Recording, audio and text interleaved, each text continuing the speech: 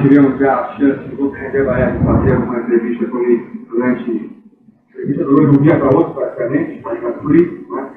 Nós vamos interferir para que todos os aspectos importantes do próprio relato que tem a fazer com a gente volta a vir a nessa reunião que nós observamos. Eu gostaria que nisso, o senhor nos colocasse qual é a sua posição, o que fazia na época da de operação gráfica, antes da gente se envolver com esse tipo de projeto. Bem, eu sou Alexandre Raul e fui designado aqui em Belém em 1968. Cheguei em 68 e saí em 1990. Coisa rara, porque normalmente os militares passam 2, 3 anos em qualquer localidade. Eu, com uma série de contingências, fui ficando em Belém e passei 22 anos lá. Desempenhava, na época, eu servi como oficial de intendente e servi em Belém, não só como oficial de intendente, porque eu fazia parte do serviço de inteligência da Força Aérea. E por ser paraquedista também, eu desempenhava funções de operações especiais de selva. Tivemos a oportunidade de conhecer bastante a Amazônia, não só voando, mas pelo chão, de contato com índios, com as indígenas, onde nós instalávamos o que a gente chamava de trinômio, era fase, missionário, índio. Esse é o trinômio, e foi assim que nós temos suporte à instalação de vários aeroportos que hoje estão instalados na Amazônia. Foram incipientes no início e hoje estão em cidades em torno. Vamos fazer aqui o moderno. Nós tivemos a oportunidade de estabelecer um colar na fronteira que depois veio a ser efetivado e depois de sucesso, a tal da perimetral norte, aquela calha norte, a famosa estrada, aquelas discussões que houveram no Congresso, continuam, não continuam, nós teríamos que consegue se fizesse aqui. Foi essa a nossa missão inicial na Amazônia. O que levou o senhor a pensar, a falar abertamente sobre a Operação Gato, a sua experiência com o fenômeno? Bom, o fenômeno esse que nós estamos reportando ocorreu no ano de 1977, mais ou menos iniciando em agosto, setembro de 1977, ou 20 anos atrás. Eu só passei para a reserva da Força Aérea em 1992, maio de 92. Então, nessa época eu estava na ativa. Até 1992 eu estava no serviço ativo. No serviço ativo eu não podia falar absolutamente nada. Eu tinha restrições do meu comandante e dos meus superiores. Não havia como conversar sobre esse assunto. Embora eu ache que não era nem assunto de segurança interna, ou seja, segurança nacional, nem segredo de Estado. Não havia, apenas por orientação, por determinação do comando, e eu tinha que obedecer a determinação do comando, fiquei calado.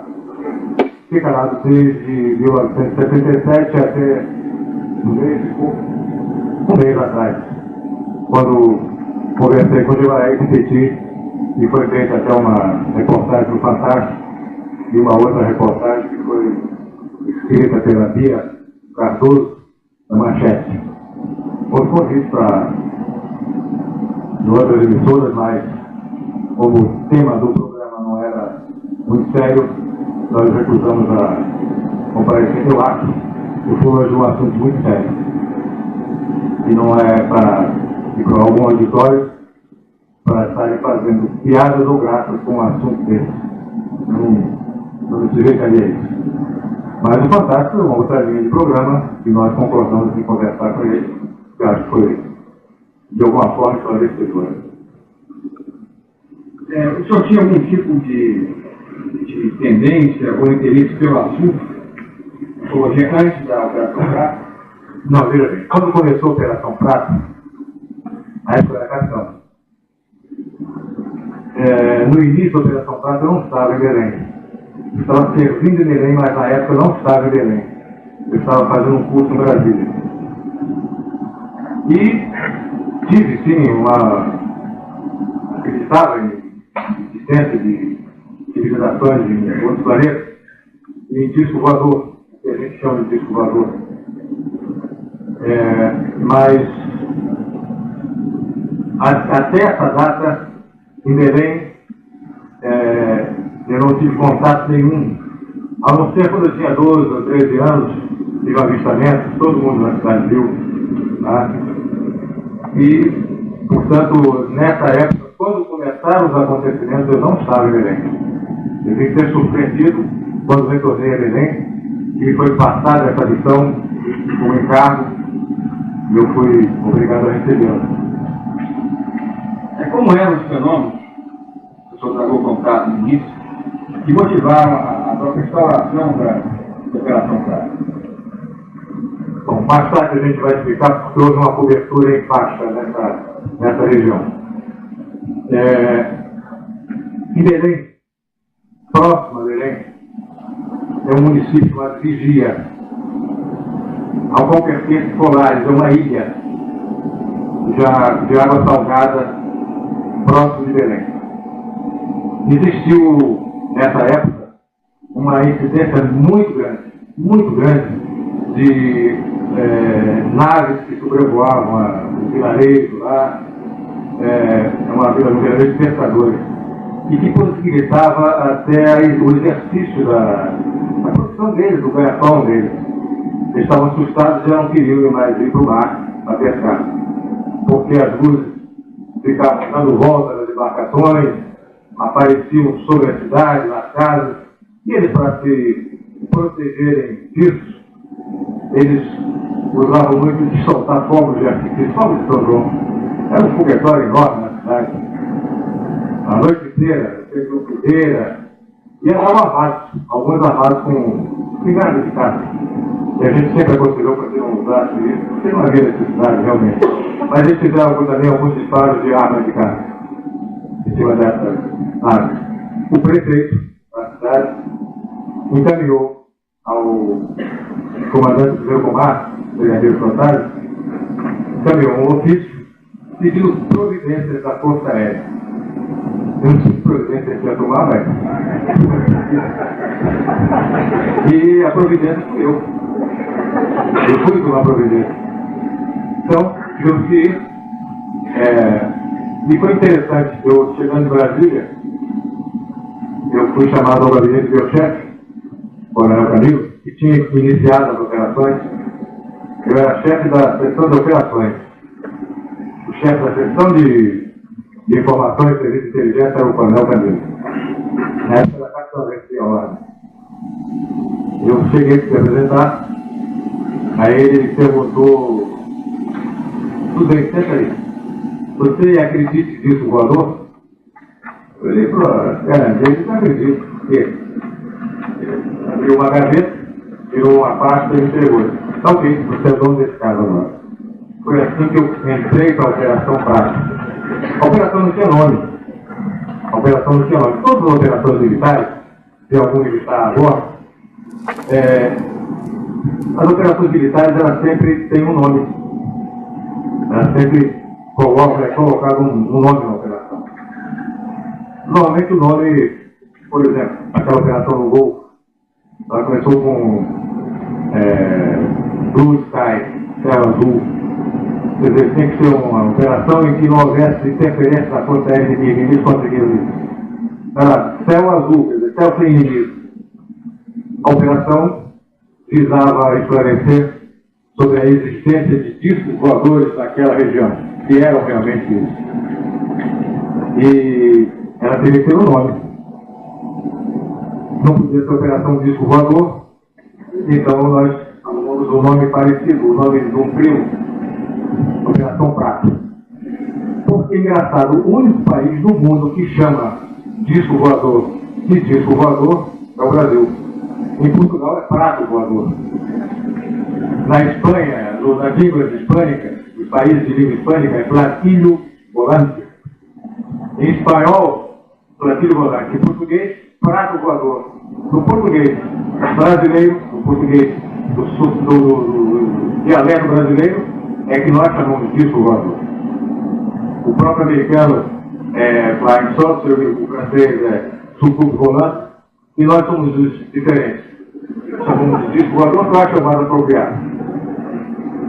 Então foi chamada essa operação de Operação Prato.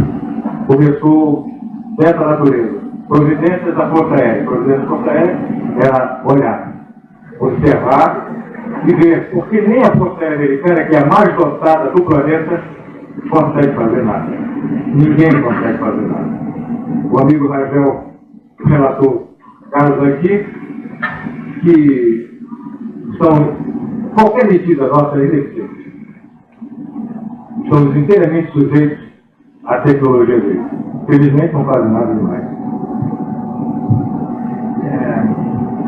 A partir de que momento, a partir de que experiência ou experiências, o senhor se convenceu que estávamos realmente diante de um fenômeno vivo, de origem externa ao planeta?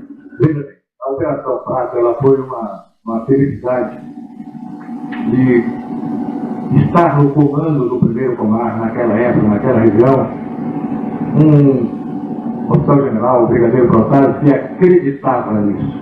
Se tivesse, com certeza, outro oficial, outro brigadeiro no lugar dele, talvez a operação não tivesse saído. A verdade é que dentro da Força Aérea temos muitos companheiros que não acreditam nisso. Muitos já viram, muitos acreditam, muitos dão todo o crédito a esses avistamentos, claro que analisados, mas muitos não dão o menor valor a isso. E nessa oportunidade estava no comando um brigadeiro que era bastante interessado. Mandou que fizesse a investigação, nós fomos para lá com alguns sargentos e com equipamentos e começamos a interrogar o pessoal, as entrevistas e à noite ficávamos a noite inteira acordados olhando para o céu. E realmente vimos muita coisa aparecendo ali, numa incidência muito forte.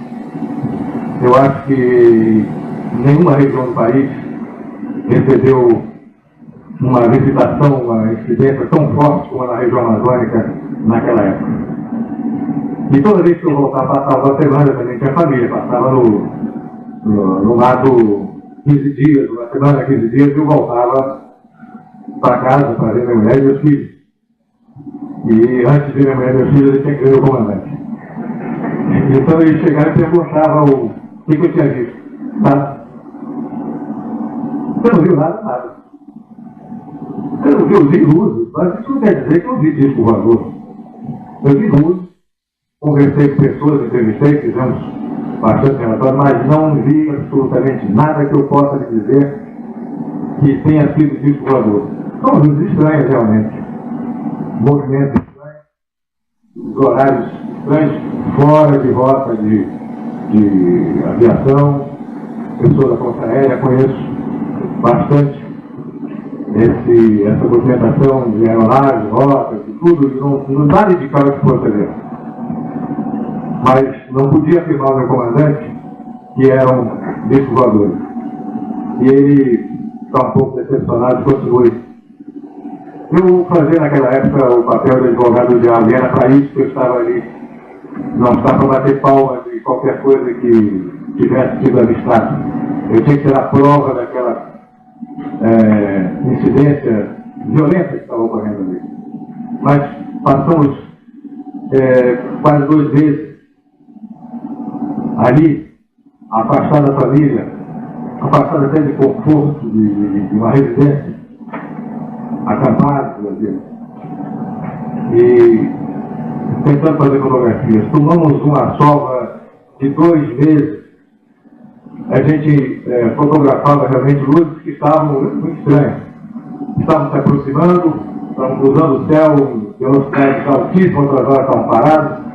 A gente enchia o quadro da máquina de luz Bom, agora eu consegui uma excelente fotografia. Voltava para revelar os laboratórios da Força Aérea e nada tinha sido fotografado. Não sei, talvez o comprimento de onda, a frequência, eu não sou esperto em fotografia, mas nada impressionava os negativos. Ficamos com uma caixa cheia de negativos, de rolos, de filme, e era desestimulador o resultado. Nada saía.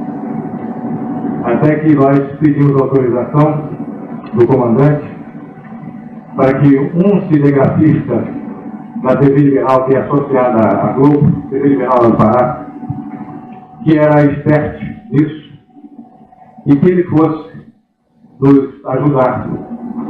Eu tinha confiança nessa pessoa, Milton Mendonça, já é falecido, porque o Milton Mendonça era meu amigo e meu irmão de maçonaria. Nós éramos da mesma loja. E eu sabia que ele, fotografando, se conseguisse imprimir alguma imagem, alguma coisa que fosse muito significativa, ele não iria falar desnecessariamente, não ia ser indiscreto. Porque o que eu estava vendo, com certeza a população toda estava vendo. Mas o que a gente visse e fotografasse é sofrer uma análise, é sofrer um tratamento técnico. E eu tinha certeza que Milton não iria ser indiscreto. Foi autorizada a presença dele, junto à equipe. Não era que ele estivesse todo dia conosco, mas quando ele podia, ele estava sempre, estava liberado para fazer a ajuda técnica que nós precisávamos. Eu sempre conversava com os sargentos e eles diziam, eles começaram antes de mim, com o coronel. Eu entrei 15 dias depois. Certo que eu fiquei 4 meses com eles fazendo essas investigações. Mas eles perguntavam, o senhor não acredita? Não. O que o senhor quer? O senhor não viu a luz? Eu disse, mas aquilo é disco voador? Não, aquilo para mim é uma luz. Agora, de que natureza é, eu não sei. Esse senhor não está querendo que essa luz venha na sua direção, na nossa direção, e faça uma volta em cima do senhor. Pessoal, seria ótimo que isso ocorresse, porque já era mais um argumento. Mas eu não, até agora não tenho certeza de que seja realmente disco voador. Por coincidência ou não, um dia nós estávamos em Colares, numa madrugada, saía do Marajó para o continente, uma luz muito forte, veio se aproximando da gente. Quando chegou exatamente onde nós estávamos, essa luz veio e fez uma volta em torno de nós. Eu levei uma tremenda de uma gozada do sargento. E agora, cara? Ele disse, esse negócio fez uma volta aqui em torno da gente, mas eu não sei o que é isso. Eu não sei exatamente se isso é disco voador. Ele falou, também está querendo demais. Agora que ele desembarca, eu esqueci no Flávio colocar. Desembarca e vem cumprimentar e dá autógrafo. Ele disse, não, o Flávio, o nome do sargento, também já morreu. Ele disse, não, Flávio, mas eu preciso de dados, afinal de contas, isso é uma investigação que foi determinada pelo comandante do primeiro comando. Essa é uma investigação da Força Aérea. Isso não é uma reportagem. Essa investigação, ela tem que sofrer um tratamento técnico, ela deverá receber um tratamento mais apurado, e eu não posso assinar um relatório desse, dizendo que essa luz é disco voador. Eu não faria isso nunca. Uma oportunidade, como a gente trabalhava no serviço de inteligência, claro que a gente tinha contato com os companheiros do Exército, da mesma comunidade, com os companheiros do Exército, da Marinha e do SNI. Era uma chamada Comunidade de Informações. E os companheiros do SNI pediram se poderiam ir conosco a uma dessas vigílias, uma dessas pesquisas que nós fazíamos. Não havia nada demais, porque o que eu estava vendo, a população toda estava vendo. Se eles pudessem estar conosco, é porque eram amigos nossos, que nós nos conhecíamos. E, ademais, não era nem foi nunca assunto de interesse do SNI. Era assunto mais ligado à Força Aérea. Coisa do ar, com a Força Aérea do mar, com a Marinha e de terra, com o Exército, cada macaco no seu galho. E o SNI não tinha nada a ver com isso, mas como eram companheiros e poderiam estar conosco nos locais que a gente, por experiência, por estar vendo aquilo todo dia, já tinha uma noção mais aproximada de onde a incidência era maior, portanto a probabilidade maior seria que ocorresse nesse eixo, que a gente estava naquela posição quase sempre. Eles estiveram lá. Isso era, são 2 meses depois, era novembro de 77, perto do Natal. Meus filhos queriam uma árvore de Natal pequena. Eu tinha uma grande casa, mas eles queriam uma pequena para eles. E eu teria que comprar essa árvore. E o supermercado ficava aberto até 10 horas da noite. Eu, num dia, marquei com eles, olha, eu estarei na Baía do Sol, já não é mais Nicolai, era Baía do Sol. Estarei na Baía do Sol amanhã, às 6 horas da tarde. Se vocês quiserem, nos encontrem lá na pracinha. A pracinha Baía do Sol é um distrito da Ilha do Mosqueiro, que é o subdistrito de Belém. Entendeu? É um negócio pequeniníssimo. Mas eles sabiam onde era. Então, às 6 horas, eu estava lá, nós montamos todo o equipamento, fotográfico, máquinas filmadoras, e ficamos observando o céu. Realmente, às 6 horas, mais ou menos, 6h30, de oeste para leste, ou seja, da Cordilheira dos Andes para o Atlântico, muito alto mesmo, em uma grande velocidade. Uma velocidade muito grande. Se deslocaram 3 luzes enfileiradas, uma atrás da outra, em altíssima velocidade, cruzando o céu. Nenhum avião conhecido, nem militar, teria conseguido cobrir aquela distância com a velocidade que estava sendo coberta. Uma velocidade muito grande. Nós não conseguimos registrar fotograficamente, devido à altura, mas sempre notávamos direção, velocidade, horário, essas coisas que eram necessárias para o preenchimento do relatório. Aproximadamente às 7 horas, ou seja, meia hora depois, 2 naves vieram do sentido Bahia do Marajó para o continente, ou seja, de norte para o sul.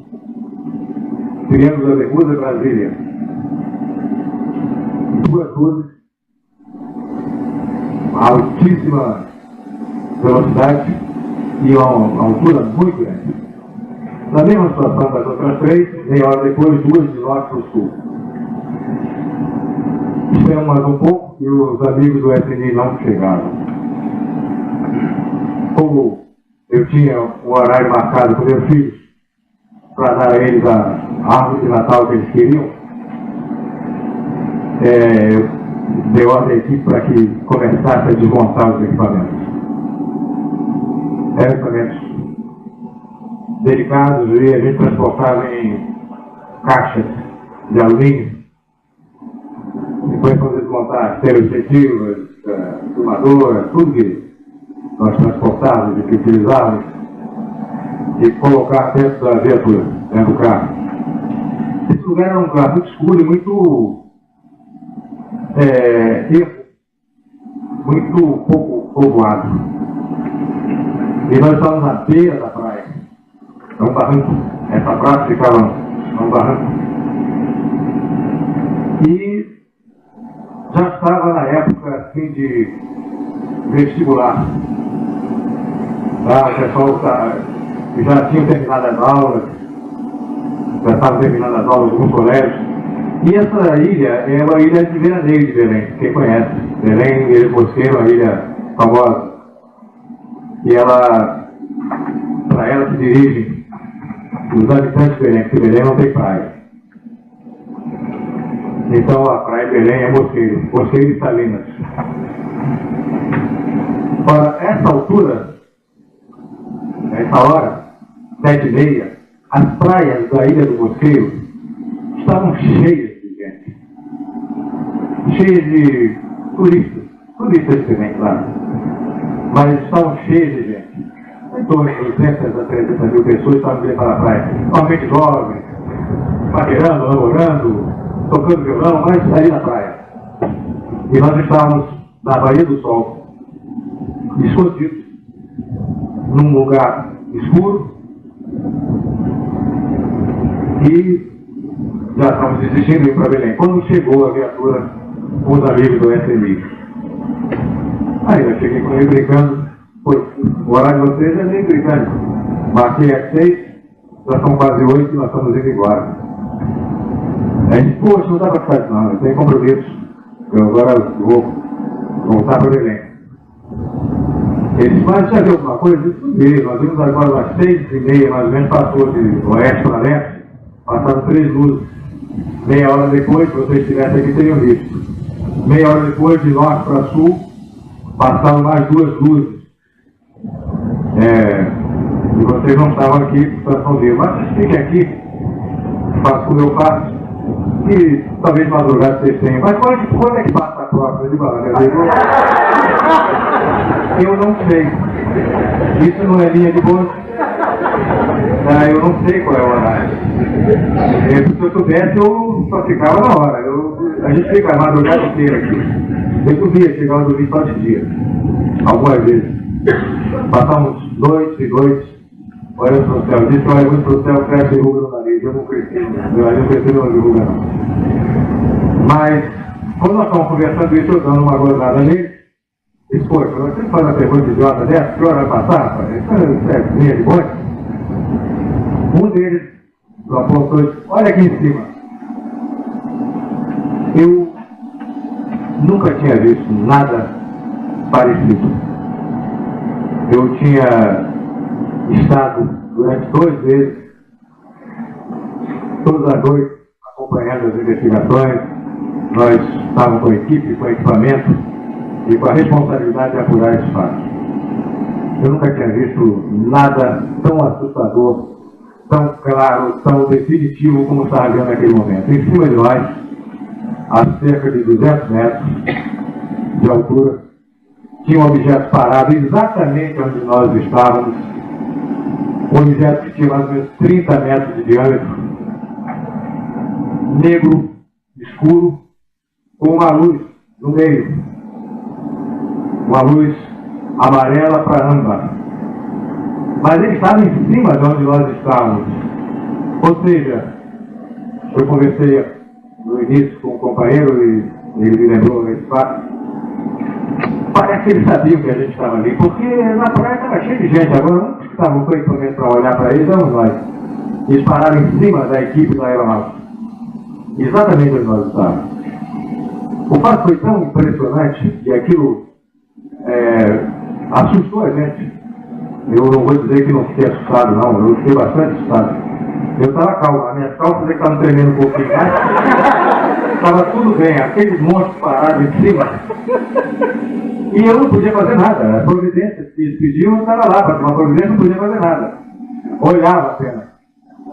Aquela luz, aquele objeto parado em cima da gente, com 30 metros aproximadamente de diâmetro, ele passou a emitir uma luz amarela muito forte.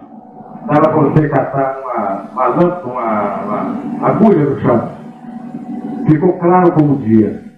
E ele fez 5 vezes. Aumentava e diminuía.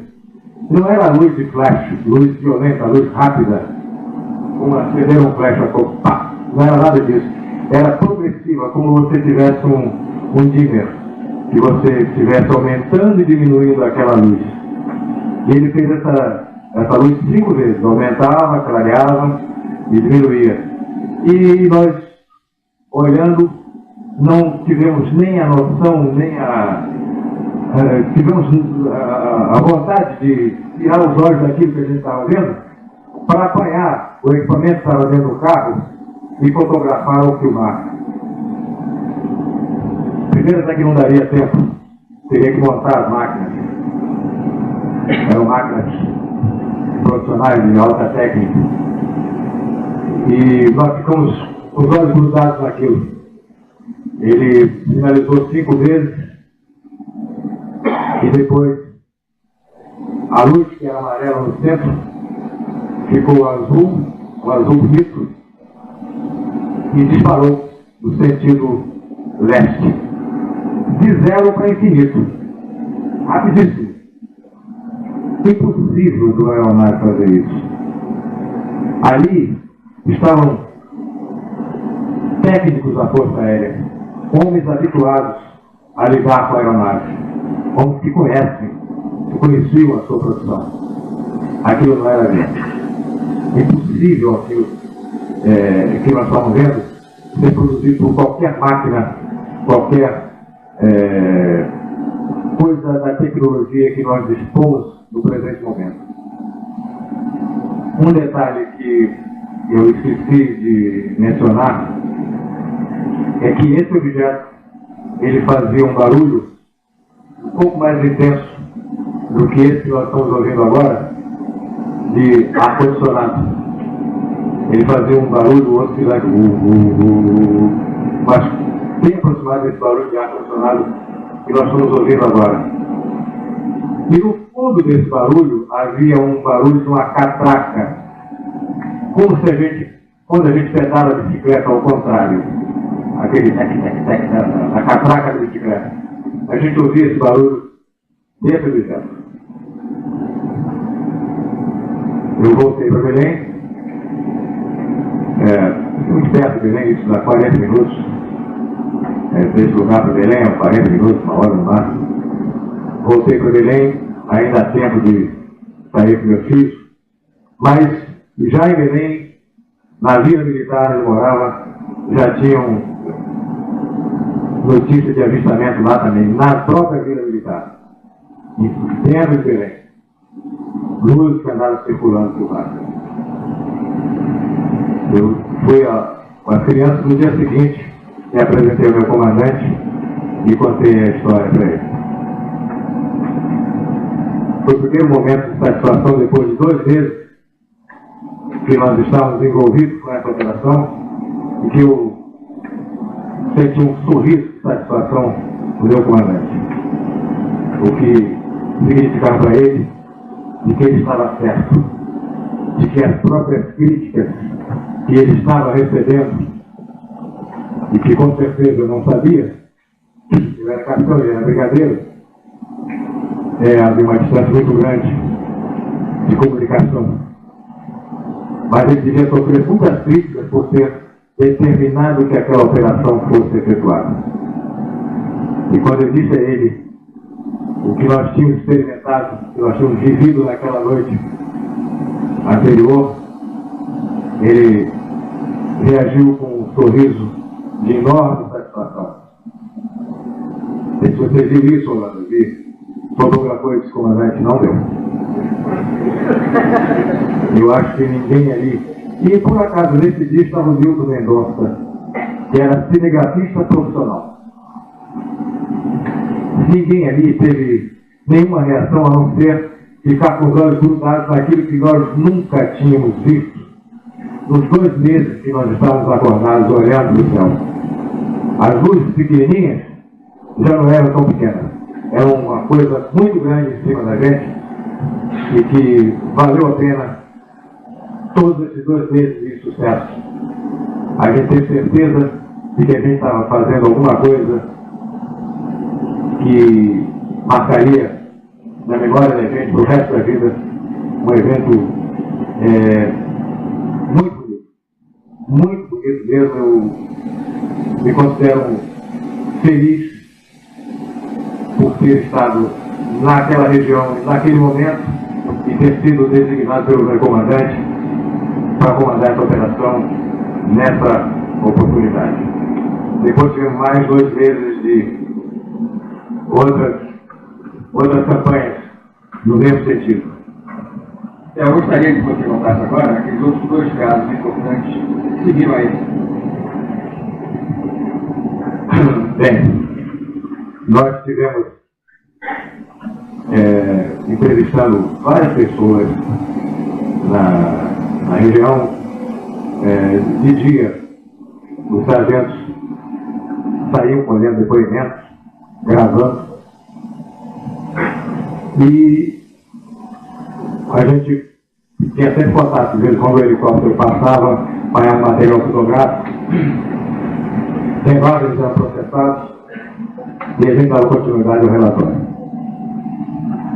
Às vezes de dia, uma publicação rádio com a 7, mas a gente sempre na busca de outros elementos. E depois desse avistamento, a gente ficou com mais gás, como dizem normalmente. Um oficial que não estava envolvido com essa operação, ele gostava de pescar nos fins de semana. Em uma dessas pescarias, próximo de Belém, ele tinha entrado em contato com um rapaz que relatou ele uma história muito interessante. Esse rapaz chamava-se Luiz.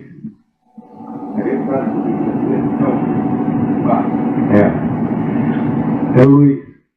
O Luiz, ele transportava barro para uma olaria lá em Belém. Essa olaria chamava-se Olaria Koester, que era de propriedade de Paulo Koester, um amigo que tinha uma casa de fotografia lá em Belém. Também tinha essa olaria. Luiz transportava barro de uma barcaça de uns 9 metros, motorizada. Ele cortava o barro nos locais na beira do rio e transportava para a olaria para ser transformado em telha, tijolo e outros objetos cerâmicos. Um dia ele estava colhendo barro num local de excelente extração, quando ele viu marca de que ali estava comendo uma caça. Quem tem contato com o interior, com pessoas do interior, sabe que as pessoas que vivem no interior têm uma afinidade muito grande para ver coisas que a gente não vê no mato. A gente passa no lugar, não dá bola para ele passou uma caça. E ele viu e acompanhou essa marca no caminho da caça. E viu aonde ela estava comendo. Eles lá no norte chamam de comedil. Onde era o comedil da faca. Era essa caça que ele estava procurando. E viu o lugar onde ela estava comendo flores que caíam da árvore. E a caça vai comer. E ela se habitua com aquela... Porque a selva, a floresta, ela vive de noite, não é de dia. O ciclo biológico, um menor comendo o maior, a vida, ela se exerce à noite na floresta. Então a caça sai à noite e o predador vai comer essa caça. É assim que a floresta vive. Ele marcou então o local e estabeleceu, fez um giral, que lá eles chamam de mutá, é um termo indígena, para ficar lá em cima à noite, com uma espingarda e uma lanterna, para quando a caça chegar, e ele ouvisse o barulho da caça, ele focava e atirava. Ele marcou o local, voltou com o barro, deixou na olaria e retornou com essa embarcação vazia para o local onde ele pretendia matar essa vaca. É um rio principal, chamado Rio Guajará. E tinha um rio que funcionava como um afluente desse rio principal. Na margem deste rio é que ele extraiu o barro que viu a casa, o lugar da casa. Ele foi e deixou a embarcação neste rio mais volumoso, porque os rios na foz do Amazonas, aí naquela região de Belém, Macapá, lá do outro lado aí do Marajó, eles sofrem muito a influência da maré. Então a maré lá sobe muito, até 6 metros.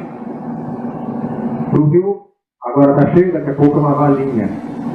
Os rios principais, a calha maior, não. Ela enche muito, mas continua na vazante, ela continua com bastante água. Mas os rios, alguns, ficam só apenas um pequeno córrego. O resto é o canal, a calha dele é lama.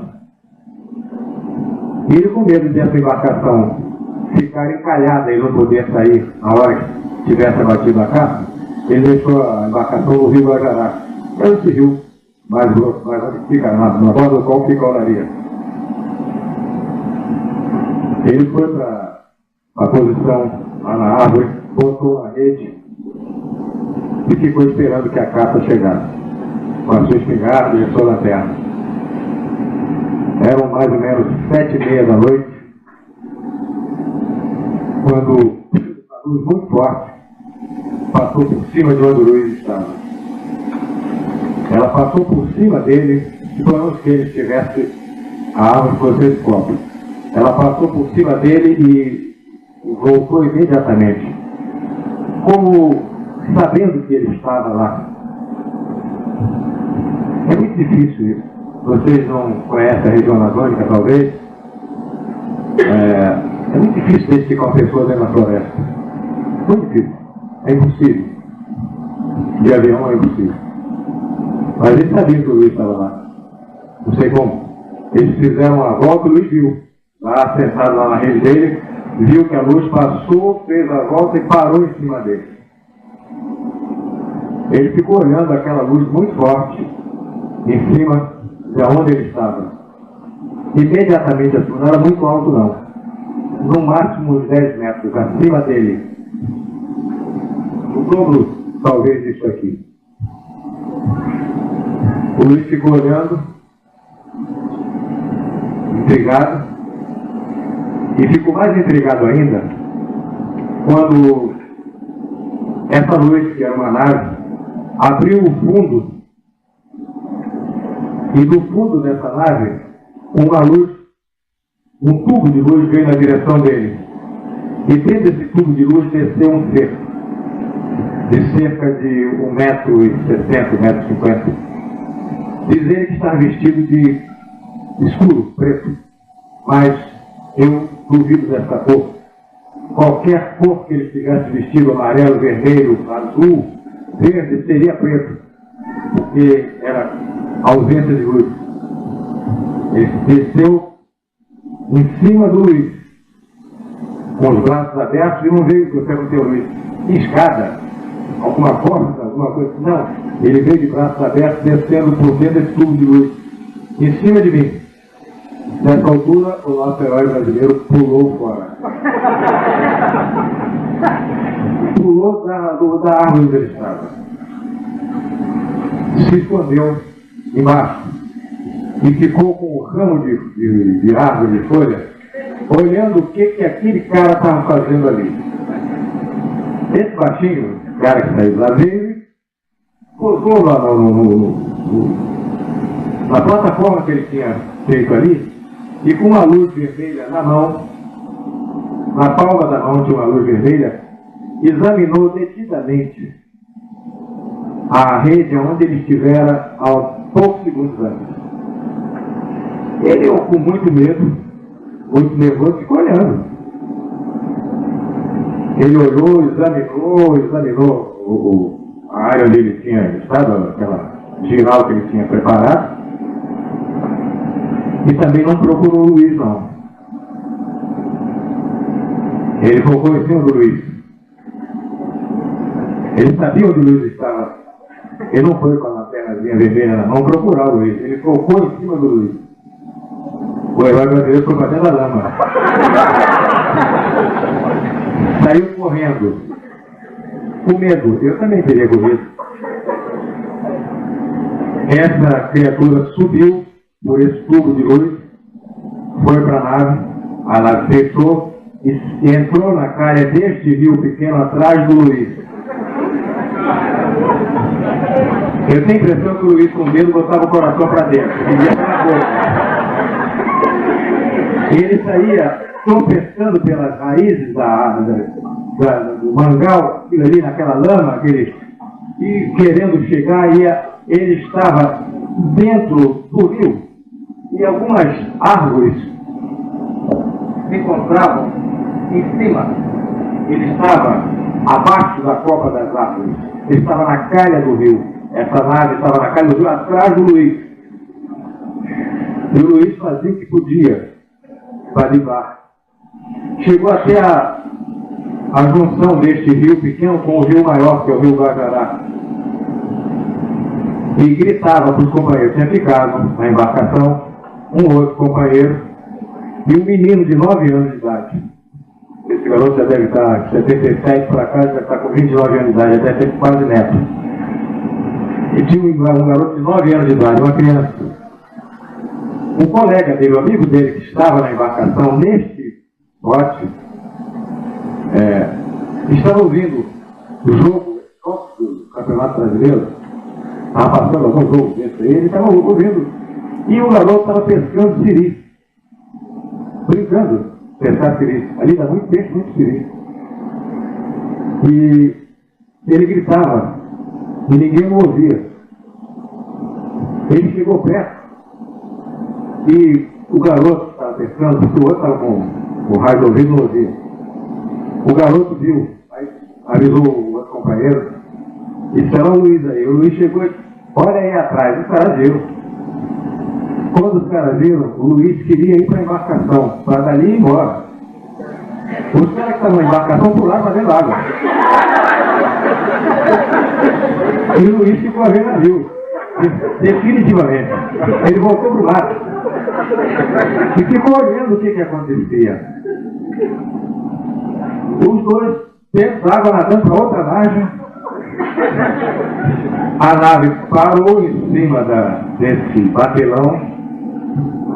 Esse baixinho desceu. O tubo de luz se projetou de novo. A nave abriu o fundo. Ele desceu conforme ele tinha visto em cima dele, lá dentro do mato. Desceu em cima da embarcação e com a mesma luz vermelha, não era o bandido da luz vermelha, não. Ele examinava a embarcação, examinou toda a embarcação, olhou, e o Luiz do Mato vendo o que estava ocorrendo. Logo depois, aí já não mais o Luiz só, os três mesmo. Ele subiu com a nave e foi embora. E a nave foi embora. Alta velocidade.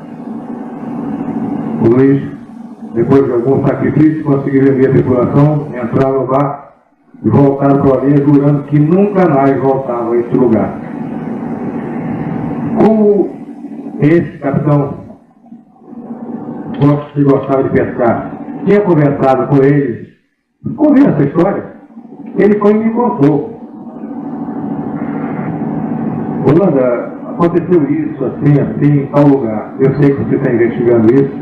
Eu acho que isso é de alguma ajuda para você, se você estiver interessado. Claro que sou. Vou mandar alguém agora procurar o Luiz lá na olaria.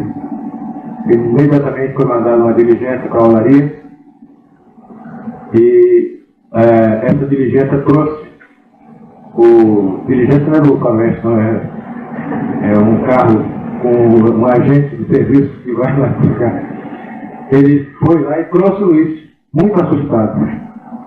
O Luiz muito assustado. Nós conversamos com ele, anotamos o que tínhamos que anotar, procuramos extrair dele o que podíamos extrair, e o Luiz, logo em seguida, foi encaminhado ao Hospital da Aeronáutica para conversar com o psiquiatra.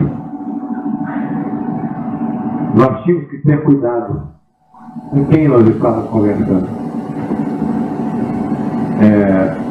Ele foi entrevistado, conversou com esse psiquiatra e depois o doutor conversou comigo e disse: absolutamente normal, nada demais. As reações, os testes que eu fiz, perfeitamente normal. E a história dele parece verdadeira. Disse: então vamos em frente. Voltei com o Luiz para o quartel-general. Disse: Luiz, hoje à noite nós vamos lá. Luiz, eu mostro o senhor onde é que é, mas não volto lá não. Disse: mas você vai me levar lá. Eu disse: não, mas eu vou, eu mostro, mas eu não fico lá não. Mas eu levo o senhor lá. E nós fomos. Estivemos preparando essa operação e à noite nos dirigimos à olaria. Primeiro eu telefonei para o Paulo Vai, pedindo autorização para entrar na propriedade dele. Afinal de contas, aquilo era uma propriedade particular.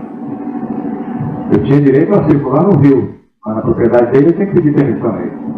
E o Paulo, conhecido: não, tudo bem, faz lá. Disse: mais um pedido, eu posso utilizar o teu barco, aquela embarcação que o Luiz, contei a história para ele, ele pode usar a tal embarcação que o Pedro tem examinado também. Eles podem utilizar. Se o Luiz vai comigo, ele achou graça, duvido que ele vá. Ele vai te mostrar o lugar, lá não fica não. Realmente, nós chegamos nesse lugar, na olaria, mais ou menos às 7 horas da noite, e chovia nesse dia. Não era temporal, mas chovia, como costuma acontecer em Belém do Pará. Chovia bastante. Nossa equipe era composta de 5 sargentos e eu. Quando nós chegamos na olaria, conversamos com o vigia da olaria, e ele nos levou para a casa dele, a casa do vigia. Era uma casa que ficava na beira do rio, ao lado do pavilhão da olaria. Os sargentos entraram com o vigia e foram preparar café, comer bolacha, café, conversar e esperar que a pessoa passasse um pouco. Eu não podia me dar esse luxo, porque eu era o comandante da operação e o cafezinho eu tomaria em outra hora quando fosse possível. Eu fiquei do lado de fora olhando. Eu queria que aquela operação, aquele dia, nós saímos dali e íamos pegar o Luiz, ele morava também na beira do rio, que ele fosse o maior proveito possível. Fiquei do lado de fora. O chuva continuava e os sargentos tomando café e comendo bolacha. Eu me preparando os equipamentos, tirando as caixas, montando, protegendo da chuva, porque nós íamos passar por um período de bastante chuva.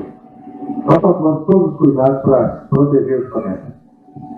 Nessa hora, eu estava, como disse, lá de fora, uma nave veio na nossa direção, em cima da casa onde nós estávamos. Uma nave muito grande, eu não vi a forma dela, se era discórdia, se era oval, eu não vi. Eu vi uma luz verde e uma luz vermelha, muito forte. E essa nave estava exatamente em cima da copa das árvores, quase roçando. Dada a escuridão, eram 7 e pouco da noite, e a chuva, não dá para definir a forma dessa nave, mas era grande, e tinha duas luzes, uma verde e uma vermelha. E fazia um barulho, que já não era esse barulho a que eu me referi, de ar-condicionado. Era o barulho de uma turbina, não era barulho de jato. Se vocês ouvirem um Boeing, um 737 mesmo, parado, ele tem uma turbina que fica girando para alimentar o sistema elétrico do avião e o sistema de climatização, o ar-condicionado do avião. Então ele está no motor com as turbinas de propulsão desligadas, mas a turbina de fornecimento de energia para bordo, para luz, para ar-condicionado, para gale, para todo o sistema de instrumentos do avião, ela está ligada. E a gente ouve aquele barulho estridente. Era esse barulho que fazia essa nave estar se aproximando da gente. Ela passou bem em cima da casa, em cima das árvores. Mais uma vez ele sabia exatamente aonde a gente estava. E o que estava fazendo. É mato aquilo ali. É difícil de localizar. Eles foram em cima. Logo em seguida eu entrei e chamei o sargento, bom, agora não tem mais fuga, não tem mais nada, vamos embora. Vamos entrar, porque acabou de acontecer isso assim, o sargento, vamos embora. Entramos na embarcação e fomos apanhar o Luiz, que morava uns 200 metros à frente. O Luiz veio conosco, mas prevenido, veio numa sua canoazinha pequenininha. E qualquer coisa ele pulava fora como fez. Então ele veio com a gente acompanhando na canoazinha dele. E nós fomos no bote. Quando chegou lá, ele mostrou, só entra aqui, o lugar é ali. Nós fomos e ficamos embaixo do lugar onde ele tinha armado a tal da plataforma para caçar e onde começou essa história. Ficamos de umas 8 e pouco até umas 10h30.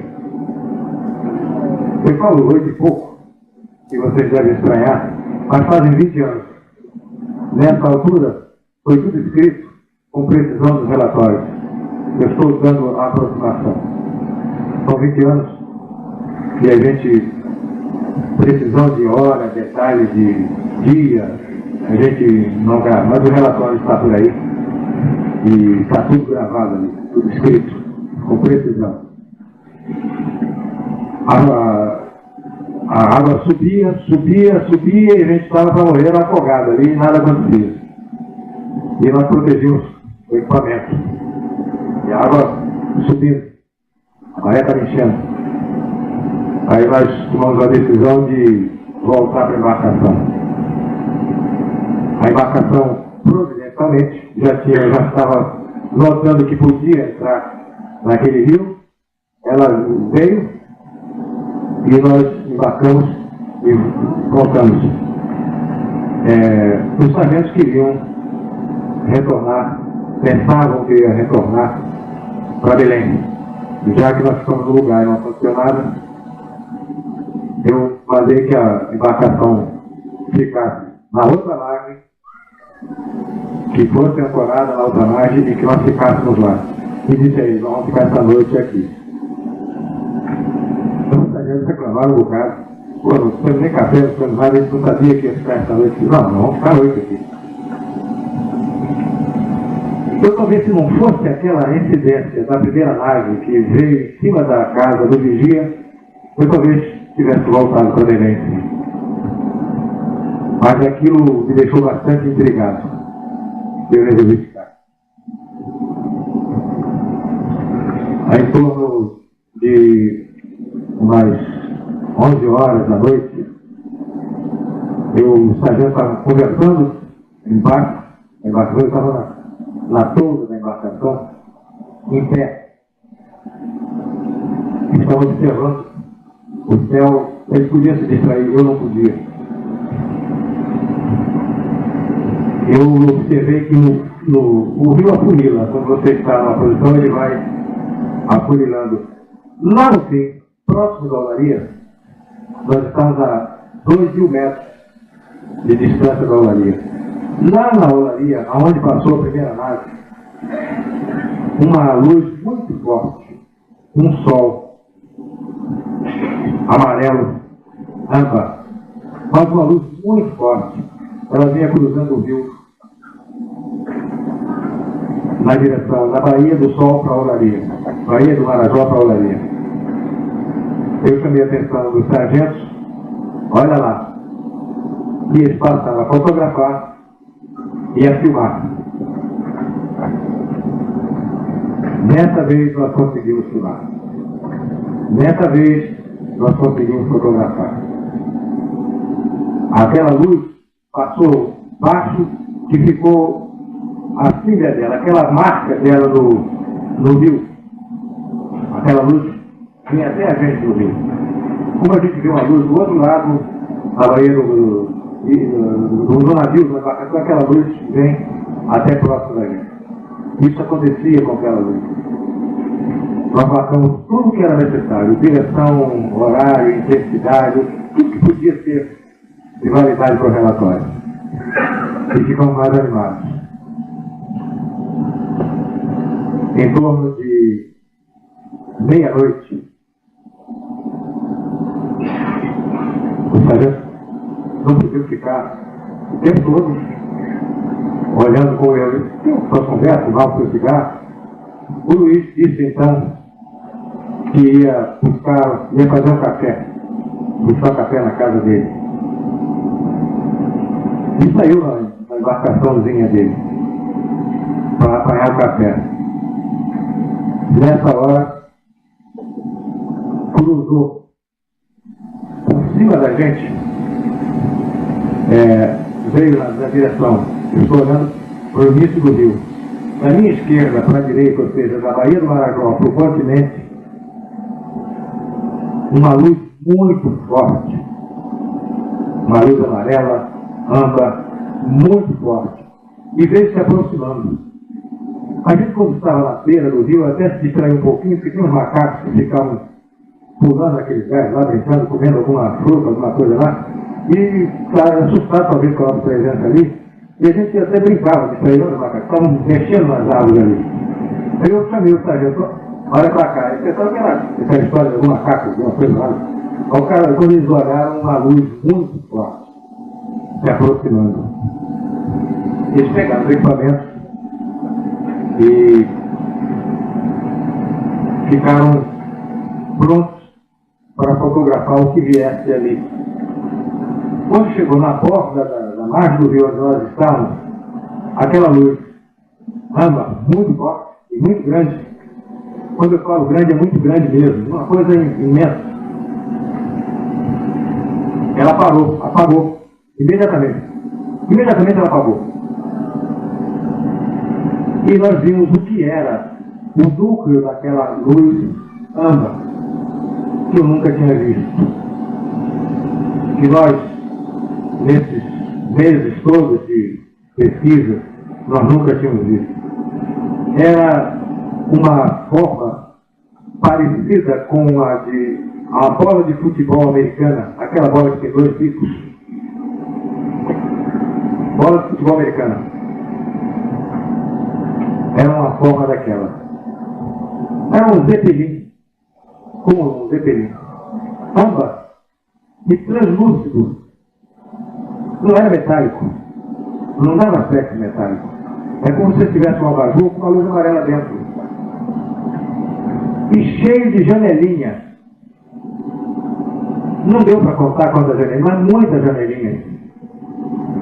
Passando a baixíssima velocidade, exatamente em cima de onde estava ancorada a embarcação, com todo o pessoal da quadra dentro. E essa nave, passando baixo, ela estava a uns 150 metros de altura. Estava mais baixo do que aquela aparição que eu falei para vocês na Baía do Sol. Ela estava em cima da gente, uma coisa muito grande. Para vocês terem uma noção, um Boeing 737, ele mede 737-200, ele mede 52, 56 metros de comprimento. ele tinha o tamanho de 2 boies aqui. Ou seja, em torno de 100 metros de comprimento. É uma coisa muito grande, flutuando em cima de você, cheio de janelinha, e com um barulho desse, e com aquela catraca no meio. Não sei o que é aquilo, mas fazia esse barulho. Tivemos tempo de fotografar, de filmar.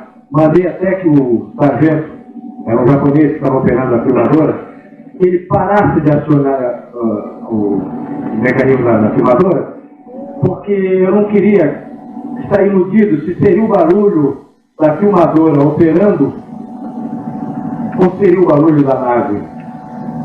Ele parou de operar a filmadora. Silêncio absoluto, e o barulho continuava, e a catraca continuava naquele fundo daquele barulho. E aquela coisa passou e foi na direção da outra margem do rio e desapareceu. E eu falei para o sargento, agora mesmo é que eu não vou embora. Agora nós vamos ficar esperando o café do Luiz. Se eles não levaram o Luiz, porque o Luiz tinha subido atrás de uma ilha.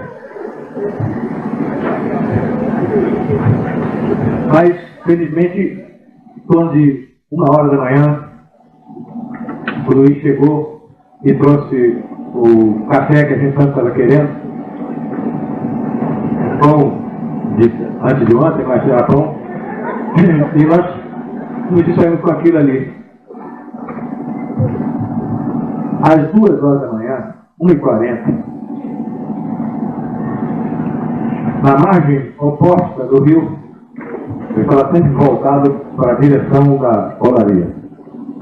Na margem oposta do rio, lá no início, lá da olaria, veio uma luz. Isso é 1h40 da manhã. Veio uma luz, muito forte também, já não era âmbar. Essa luz era uma luz azul, um azul muito bonito. Às vezes a gente vê a prefeitura, uma empreiteira da prefeitura, fazendo serviço de solda na rua, aquele brilho de solda, é aquilo, aquela intensidade. Só que essa luz, nossa, da empreiteira, que fica a sua solda elétrica, ela ofende a vista da gente. Você não consegue firmar a vista muito tempo naquilo ali. Machuca a vista. E essa não. Você podia ver continuadamente, podia fixar que ela não te incomodava. Era muito bonito, mas não incomodava, muito brilhante, mas você ficava vendo confortavelmente. Não havia nenhum desconforto você olhar aquela luz. Ela veio acompanhando o rio. Quando chegou na direção aproximada da ilha, essa luz entrou na direção de Belém, na direção do continente. Mas sempre baixinho, em cima das árvores. Aquele sol azul enorme. Foi na direção de Belém e a gente do barco, todo mundo filmando, fotografando, e a gente do barco via que ela estava fazendo, ela tinha feito isso e continuava caminhando paralela ao rio. E depois, ela veio na nossa direção. Ela veio na nossa direção e parou do outro lado do rio. Depois disso tudo ocorrido, para a exatidão de relatório, nós fomos medir as distâncias para poder fazer um trabalho bem feito. Um trabalho que eu pudesse assinar. Não teria que ter precisão. Essa luz veio, foi, acompanhou, veio paralelo ao rio, depois veio na nossa direção. Veio e parou na nossa frente. Eu digo a vocês que os heróis brasileiros pularam dentro d'água porque nós estamos cumprindo uma missão ali. E nós tínhamos que ir até o fim. Porque vontade deu. Era incrivelmente assustador aquele sol monstruoso na sua frente e você não sabia. Dali, em diante o que queria ocorrer. Aquilo parado na nossa frente, iluminando tudo claro, a gente olhava, estava azul também. A gente olhava a terra, estava azul.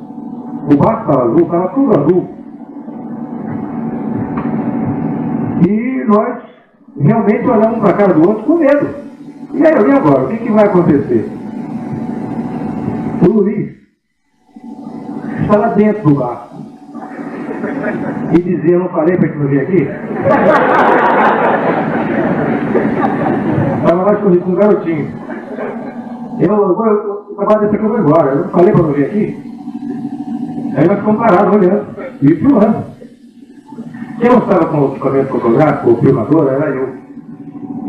Mas os outros todos, os membros da equipe, todos eles estavam com algum equipamento de excelente qualidade e de muito bom resultado técnico desse equipamento. Essa luz ficou na nossa frente uns 5 a 6 minutos. Muito tempo. Para assustar a gente, foi muito tempo. De repente a luz parou. Acabou. E nós vimos de novo a nave que eu falei que tinha a forma da bola de futebol americano, passou assim. Essa estava, quando apagou a luz, ela estava na nossa frente assim, em pé. E tinha 100 metros de altura, mais ou menos. Um monstro desse. Pra você ter uma ideia, você está a 70 metros de edifício de 30 andares. Eram 2 banhos emendados em pé na frente da gente. Nós fotografamos, continuamos filmando. Anda. Continuamos filmando, fotografando e vendo aquilo. E depois que ele apagou, não demorou muito. Ele começou a subir, lentamente. Como isso que eu vou fazer aqui agora. Nessa velocidade. Devagarinho. Subindo devagar. E a gente olhando. E aquele monstro subindo. E foi subindo. E foi ganhando um pouco mais de velocidade. Quando ele estava em torno de 1.000 a 1.500 metros de altura, o teto estava a 1.500 metros de altura. Teto é a altura da mais baixa nuvem, é termo de aviação. Então as nuvens mais baixas estavam a 1.500 metros. Quando ele chegou na altura do teto das nuvens, ele passou por essa nuvem. Tá? E nós ouvimos um estrondo muito alto, um trovão surdo e um clarão enorme no céu.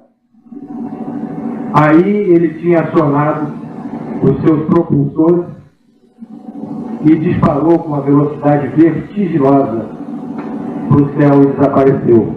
Quando estava subindo, na ponta tinha uma luz vermelha, na ponta de cima. Lá de baixo, uma luz verde, que ficavam piscando. Luz vermelha e luz verde. E aquele monstro subindo. Quando chegou a 1.500 metros de altura, muito estrondo, um barulho surdo. Não tinha um barulho de uma explosão, um barulho surdo. Esquisito, um barulho, um trovão surdo, assim, não estalido. E uma claridade muito grande. E ele, dali para frente, a gente viu uma luz forte subindo. Vejam que não houve intenção nenhuma de prejudicar a qualquer um de nós. Teriam todas as condições. Mesmo no momento em que ele decolou, em que ele saiu da nossa proximidade, do chão onde estava, ele saiu com cuidado. Porque se acionasse os propulsores que acionou a 1.500 metros, com certeza tinha danificado a todos nós. Então eles tiveram cuidado. Havia uma inteligência dentro daquela nave, uma inteligência piedosa, porque só acionou a 1.500 metros de altura. Esse fato foi fotografado, foi filmado, e no dia seguinte no café da manhã, eu estava no quartel-general e o brigadeiro na mesa do comando chegou: o que está rolando? O que resultou de ontem? Ele sabia da operação. O que nós iríamos fazer? Que nós iríamos para a posição onde tinha estado o Luiz.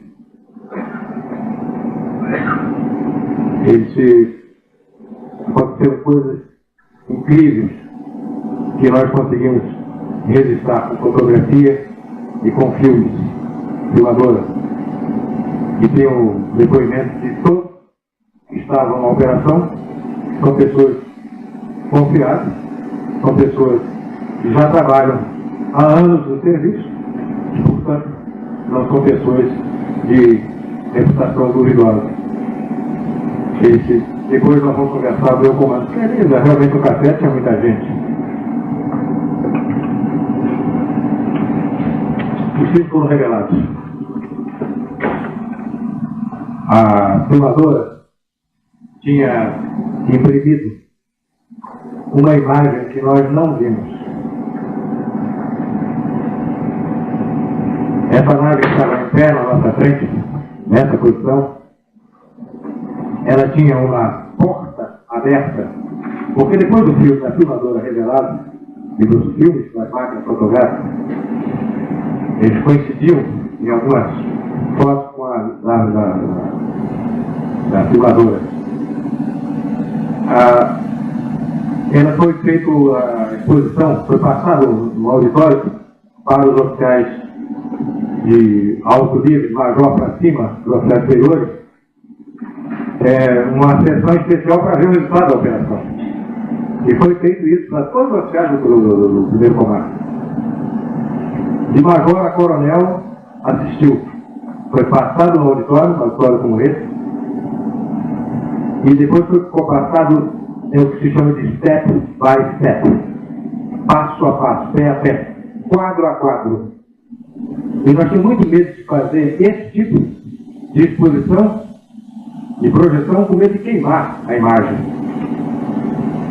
Realmente, depois um coronel, que era comandante do esquadrão de reconhecimento e ataque, ele pediu, ele teve interessadíssimo nisso, pediu para ele levar para casa, ele conseguiu queimar, conseguiu bastante queimar 2 quadros, mas os outros ficaram indênicos. Nesses quadros a quadro que nós passamos, havia uma porta em cima, uma porta na extremidade superior da nave, uma porta aberta e uma luz, um foco que se dirigia para a nossa direção. Então a nave, nós não vimos isso. Isso foi a filmadora que revelou isso para nós. Nós não vimos luz nenhuma vindo da nossa direção. Nós vimos aquela nave, nós vimos a primeira, aquela brilho, depois o brilho apagou, aquela nave imensa na nossa frente, mas não vimos nenhum foco de luz na nossa direção. E no filme existe esse raio projetado na direção da embarcação de nós estávamos. Esses filmes foram revelados, já lhes falei. Um filme era da aeronáutica. 3 filmes eram meus. Esses filmes foram guardados, foram confiscados pela aeronáutica. Até hoje eu vou ver o meu filme, porque depois essa operação ela terminou no final do ano, foram 4 meses. Ela terminou no sentido de dia a dia, de colocar vários militares, bastante equipamento, bastante empenho, dia a dia durante 4 meses. Foi a operação mais longa que foi feita, que eu saiba, em cima desse objetivo. E com resultados muito bons. Essa operação depois ela continuou, mas episodicamente. Fatos que iam acontecendo e que a gente ia resgatar a verdade disso. E o que eu falei para vocês no início da nossa conversa é que a gente notou que estava sendo coberta aquela região amazônica, por faixa, começou no Maranhão, na Ilha dos Caranguejos, que depois eu vim saber e mandei investigar, e é verdade, esse fato foi muito investigado por um amigo meu e da Irene, o Bob Pratt, e foi você que indicou o problema da Crab Island para o Bob Pratt. Certo? O Bob Pratt fez um excelente trabalho, e aí nós ficamos sabendo que começou isso por Fortaleza, muito rapidamente, depois passou pelo Maranhão, depois, quem tem o mapa do Brasil na cabeça, naquela região amazônica, está entendendo bem essa cobertura. Fortaleza, Maranhão, aí aconteceu o Crab Island. Crab Island é porque foi escrito com um trabalho em inglês, e é Ilha dos Caranguejos. Houve morte lá. Houve morte. Com queimadura. Eu tenho atestado de óbito guardado na aeronáutica desse cidadão que morreu, desse pescador que morreu. Cobertura de faixa. Depois veio Belém, depois subiu região de Monte Alegre, Santarém, Itacoatiara, Manaus, e foi coberta a Amazônia toda durante cerca de 2 anos. Coberta em faixa. Como nós fazemos na aeronáutica o que a gente chama de aerofotogrametria. Cobertura fotográfica de uma determinada região com objetivo militar ou não. É assim que a gente faz. Nós, aqui, fazemos assim. Eles fizeram a mesma coisa. Ok? Coronel, quantas fotografias da Operação Prato conseguiu? Aproximadamente. Nós fizemos cerca de 400 a 500 fotografias. Tá? Dessas 400 ou 500 fotografias, nós conseguimos identificar várias formas de naves, várias formas de sondas. Nós conseguimos fotografar a nave-mãe com saída e retorno de naves menores que saíram para cumprir alguma missão e retornavam para a nave-mãe. Essas fotografias foram feitas, foram processadas, foram examinadas. O relatório todo foi feito com bastante cuidado, e esse relatório foi enviado para a Aeronáutica, deve estar no Estado-Maior, e uma parte dele está em Belém, mas é inacessível. Ninguém poderá. O miolo dele, algumas partes foram tornadas públicas. E por isso eu estou conversando aqui. No início eu falei que 20 anos eu guardei segredo. O Gemael até brinca comigo, você guardou segredo 20 anos, passou desaparecido 10. Não é. Eu saí de Belém em 1990. Vim para o Rio de Janeiro fazer uma obrigação militar minha, que era o curso de Estado-Maior, sem o qual a gente não está habilitado à promoção a brigadeiro. E eu tinha que fazer esse curso. Vim, terminei o curso em 90, e depois, logo em seguida, eu pedi minha passagem para a reserva, e fiquei, eu andei, aí fui fazer turismo, e andei, voltei para Belém um tempo, Fortaleza, Natal, e voltei para o Rio de Janeiro. Eu não sou carioca. Minha mulher é carioca. Eu não sou carioca. Eu nasci, por acaso, em Manaus. Meu pai era militar. Eu fui criado em São Paulo e no Rio de Janeiro. Eu só voltei a Manaus em 1965, já como aspirante. Uma viagem que fizemos.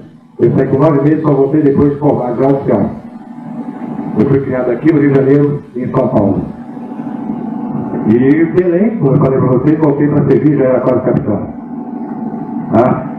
Então, aquela região, para mim, tem uma paixão muito grande, eu tenho uma paixão muito grande por aquela região. Fui muito feliz ali, tive uma felicidade muito grande de ter o Estado lá naquela ocasião, e que também o meu comandante acreditava nessas coisas. Isso tudo é questão de estar no lugar certo, na hora certa, com o homem certo. Isso aconteceu. Eu estou muito feliz por causa disso. Eu gostaria de agradecer muito ao Coronel Rolando E se vocês têm alguma pergunta para o próprio coronel ou para o Mário Gabriel, gostaria de chamar aqui agora.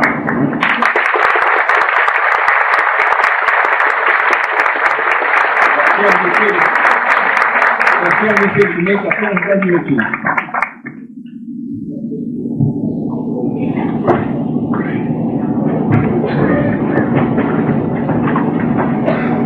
Alguma pergunta, coronel?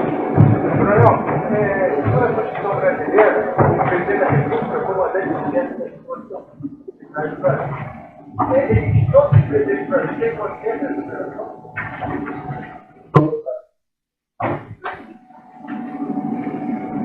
Mais alguma? Vai lá, fica lá. Como oficial de inteligência, qual é a sua explicação do segredo que é feito para o fenômeno nativo, é nosso mesmo, interno, ou isso é uma pressão externa estrangeira? Não, eu já me fizeram uma vez uma pergunta se nessa oportunidade houve alguma ingerência de alguma potência estrangeira com respeito às nossas investigações, sabe? Houve apenas um contato fortuito de companheiros da Força Aérea Americana, mas apenas nós estamos conversando aqui, tá? Mas por que há um resguardo desses assuntos? Veja bem, não sei se você assistiu uma entrevista que foi feita no Fantástico. Eu conversei muito mais do que saiu ali, porque aquilo é editado, tá? Então veja bem, são perguntas que se faz para uma organização, para uma instituição de respeito, para um governo que tem responsabilidade nas suas respostas. Tá? E são 3 perguntas que fazem para os quais nenhum governo tem resposta. E fica difícil você dizer, aconteceu isso e tal, mas logo em seguida tem resposta. Quem são? Da onde vem e o que eles querem. Nenhum governo pode responder isso. O que está mais avançado, eu posso lhe garantir, o que está mais avançado, está mais perto dessa resposta, é o governo americano, e não fala. Alguma coisa, alguns oficiais já começam a dizer, alguns astronautas já reportam alguma coisa, alguns cientistas da NASA já chegam a fazer comentários, mas essas 3 respostas que são colocadas logo ao governo, não são respondíveis. E fica muito difícil o governo admitir que não tem resposta. Eu mesmo estou dizendo a vocês aqui, porque hoje eu já me considero um cidadão comum. Eu não tenho mais as minhas obrigações militares. E depois, tenho as obrigações de sigilo de operações que envolviam a segurança do Estado. Essas eu não podia estar comentando com vocês. Mas essas operações, todos viram lá em Belém. Os repórteres fotográficos e jornais fotografaram em Belém. Então, passei 20 anos guardando segredo? Não. É que eu achei que eu estava até sendo egoísta. Eu estava emplanando o trabalho de uma pessoa que eu admiro muito, que é a Irene Greg. Repetir, que é o trabalho do nosso amigo Rangel, de Gevaé, de Rafael Centeiro Durá, de outros amigos. E eu estou ficando velho. Eu já estou entrando nos 60, daqui a 2 anos eu faço 60. Daqui a pouco o coronel vai lá para ele, sabe? Aí acabou, enterra junto, acabou a história. Eu acho que eu tinha a obrigação de lealdade. Vocês estão curiosos, estão interessados de dizer, eu realmente fiz.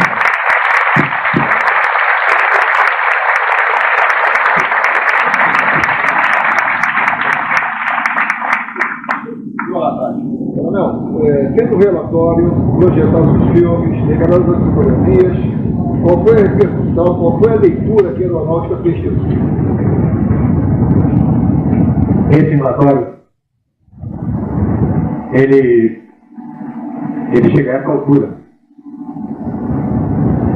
O que eu tenho visto são excertos desse relatório, são destaques desse relatório. Ele sofreu uma análise observada, foi analisado, e foi condensado e foi mandado para o Ministério da Aeronáutica, do Estado Maior. Eu não sei que tratamento foi dado a ele lá. O que foi dado por nós no primeiro comando, a receptividade do meu comandante e dos oficiais com os quais nós tivemos a honra de servir naquela ocasião, foi a melhor possível. Embora uma vez ou outra, no decorrer da operação, tenha saído alguma gozação, alguma piada, alguma coisa. Tem sempre que não acreditam. Mas no comar, a aceitação foi excelente. Foi total, posso dizer. No Ministério da Aeronáutica, eu não vi, eu não sei. Está restrita ao Estado-Maior da Aeronáutica. Eu não sei se algum oficial ou alguma comissão está estudando este e outros dados que tenham chegado às mãos do Ministério. O que eu posso lhe dizer é que eu não tenho nenhuma notícia, porque embora esteja na reserva, eu ainda tenho amigos que hoje são brigadeiros e estão na ativa, eu não tenho nenhuma informação de que exista operação contínua e constante sobre esse assunto para esclarecer. Está difícil a pergunta? Com relação a olha, dependendo de uma pessoa profunda conhecedora das técnicas, olha, ela teria condições de mascarar, quando tivesse sucedendo no episódio, mascarar suas respostas e tal, para tentar enganar o pesquisador. Se o pesquisador tem técnica para Excelente pergunta. Esse é um dos grandes problemas da hipnose. É possível, é absolutamente possível, uma pessoa devidamente treinada mentir. É isso aí. Mesmo hipnotizado pode mentir. E por isso é que há uma séria restrição no aproveitamento da hipnose em assuntos legais. Então, por exemplo, há juízes que não aceitam o uso da hipnose num processo dependendo do caminho que vai tomar. Mas, de outra maneira, ainda tem ocorrido com muita frequência, ultimamente, a utilização da hipnose em sentido policial. Eu dou um exemplo. Há um grupo de pessoas num banco, o banco é assaltado. E os bandidos pegam o dinheiro, saem, pegam seus carros e saem com os automóveis. Você vai pegar diferentes pessoas e cada uma delas vai dar um depoimento diferente. Porque a pessoa ficou nervosa, aflita, e um vai dizer que o carro é de uma cor, de uma marca, o outro vai dizer que é de outra cor, de outra marca, e assim fica uma história extremamente confusa.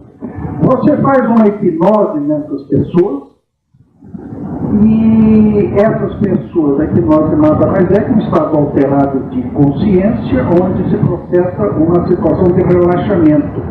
Aí essa pessoa amplia enormemente a informação que ela deu, lembrando-se de coisas que ela seria capaz de jurar que não sabia. Por exemplo, ela vai dizer não apenas com absoluta precisão a cor do carro e a marca do carro, mas inclusive ela pode informar a placa do carro que ela não lembrava sequer de ter visto. E são coisas que então você vai, confirma e verifica. Mas, voltando ao que eu já lhe disse, o mentiroso, se quiser, mesmo hipnotizado, mente. Não, é muito difícil. O indivíduo, o Dr. Max jura que nós tivemos uma pessoa dessa com a qual nós trabalhamos.